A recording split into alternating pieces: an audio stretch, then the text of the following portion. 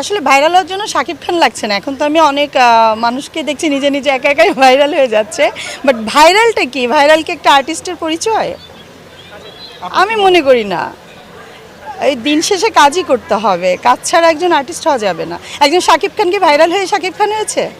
সে তার যোগ্যতায় তার কাজ দিয়ে শাকিব খান হয়েছে। অ্যাকচুয়ালি শিল্পীরা এখন অনেক সচেতন সচেতন। তো পছন্দের প্রার্থী না, যারা কাজ করবে সংগঠনের হয়ে আসলে ভোটগুলো তাদেরকেই দেওয়া উচিত। পছন্দ তো আমাদের সবাই, কারণ সবাই আমরা একটা পরিবার। তো আমরা চাই সংগঠনে যারা কাজ করবে, শিল্পীদের পাশে থাকবে দিন শেষে, তারাই আসুক। এবং আমি আশাবাদী যে সব শিল্পী যেহেতু অনেক সচেতন, এখন সবাই যোগ্য প্রার্থীকেই ভোট দিবে।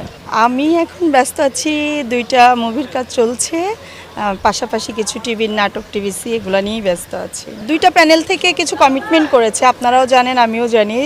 একটা প্যানেল বলেছে শিল্পীদের জন্য অনেক হসপিটাল থেকে যে ডিসকাউন্ট কাট করে দিবে, আবার আরেকটা